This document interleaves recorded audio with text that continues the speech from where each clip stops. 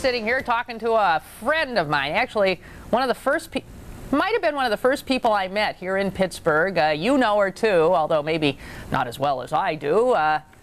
Sally. You know, you're almost as infamous, and you're almost infamous enough in town that you can. Sally would identify you. You know, that single name identification, which is really cool to be able to say. You know, like Cher, Madonna. I think that's Sally. I think that's a bit. What do I don't know which camera. Do I? Oh no, you've only been in the business for like 20 years. What do you mean, what camera? See, the light didn't goes like on. me. You didn't like me when you first met me. No, I didn't like her.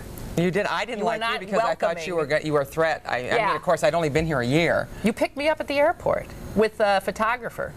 And they flew me in, and she was this blonde babe sitting in the back seat of the news car. And yeah, you were not very nice to I remember this acting a bit arrogant because I was shy.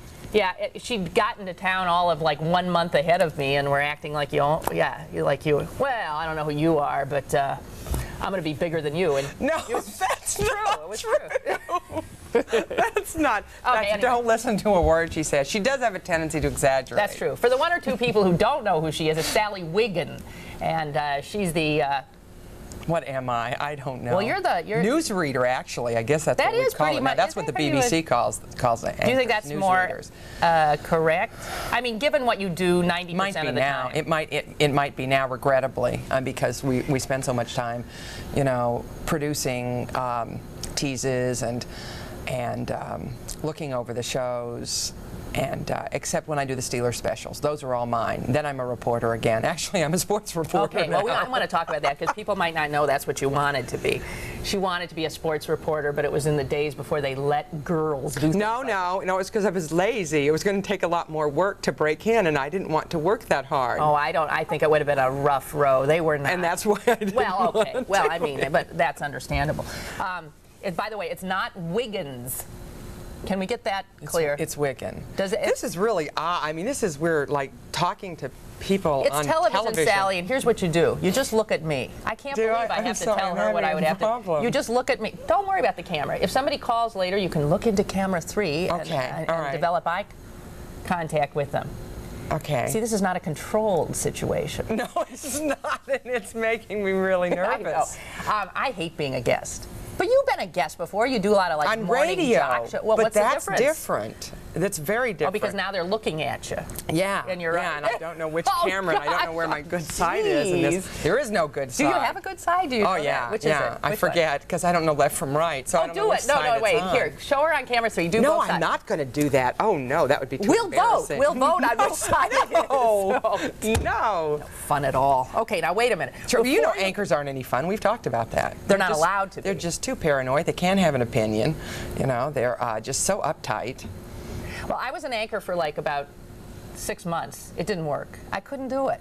It's confining. This was in Wisconsin? Yeah. Well, they wouldn't let me do it here. In Madison, It was confining. Yeah, it is. Because you're not allowed to really show your stripes. Yeah. Yeah. Although it's interesting, I heard, can I mention Peter Jennings? Can I mention Peter Jennings? Can we mention Peter Jennings? I guess. Yeah, what about Peter Jennings? I heard him make a comment.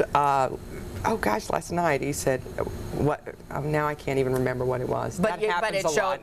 No, I know. Yeah, it was. But he showed sort of where it was not objective. It was something about the Northern Ireland peace process, such as it is. That's what he said. Oh, and I went, so that's wow. Whoa. By the way, if you want to ask her anything, feel free. 333 PCNC. Now, when you're looking there, the camera's just on you, right? It's on a 2-shot. I'm sorry. Excuse us while we talk. This is on camera 2 is on a 2-shot. Okay. Camera 3 will be your single shot. Okay. I have camera 1 here for when I look over there and they take me. See, I don't know what to do with my hands. I have something interesting to say. What do you mean? You went to anchor school. Here, let me show you. No, I know what they do. I don't know. Here, you go like this. You go like this, right? You hold them like that on the desk, on the whatever you call that.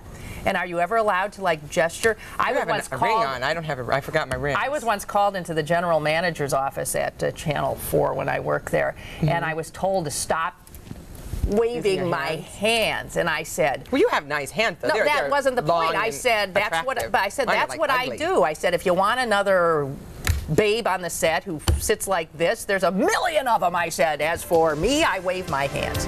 You taking a break on me? They're taking a break, Sally.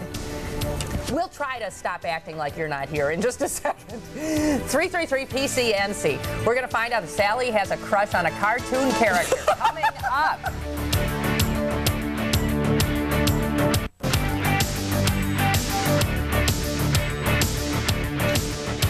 We were just wondering if you could reasonably date a gynecologist. No, I'm sorry, she's going to kill me. Hi, welcome back. Sally Wiggin. I met my ex-husband through my gynecologist. You did? Mm-hmm. How did that work? My ex-husband was my gynecologist's best friend. And so you're in the gynecologist's office? I mean, the gynecologist was a guy. And he said, well, everything seems okay. No, because the gynecologist was my softball coach. Oh. Don't ask. Jeez. Can we take a call or two? Just yes, absolutely. Sure. Okay. Jeff, go ahead. It's Wiggin here. How you doing, Sally? I'm just curious as to where you're from. I admire your work, and I was just curious how old you are. No, do I have to tell that? No. No, I don't mind telling, Jeff. I am going to be, see, I try to get used to the next year. Do you really tell? Oh, I don't mind telling. I try to get used to the next year by saying that I'm that age, so then I end up forgetting how old I really am.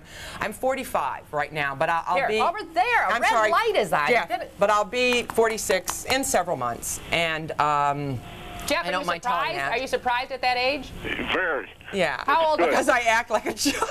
No, wait. How old did you think she was? 38, 39. Cool. Oh, you're sweet. That's you're great. very sweet, Well, Jeff. And it's funny, I was just talking to someone about where I'm from. I think my parents would like me to say I'm from New England because they were from there, from Maine and Massachusetts. But I was born in Michigan. When I was 6, my parents moved to Alabama for my father's job. Eventually, I went back to Michigan to graduate school.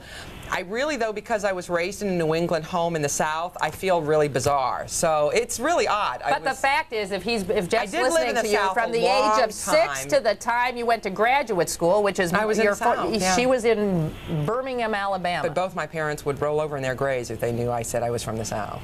Well, they moved to the South. They raised you in the South. I mean, you were in the South. But you know my parents. Yeah. They have their own ideas about where they are. Okay, so Jeff, that's it. She's a Southern belle? No, absolutely not. Absolutely not. And she's older than you thought. Thank you. Although she's always happy to tell me that I'm older than she is. Not that I don't like the South, but... No.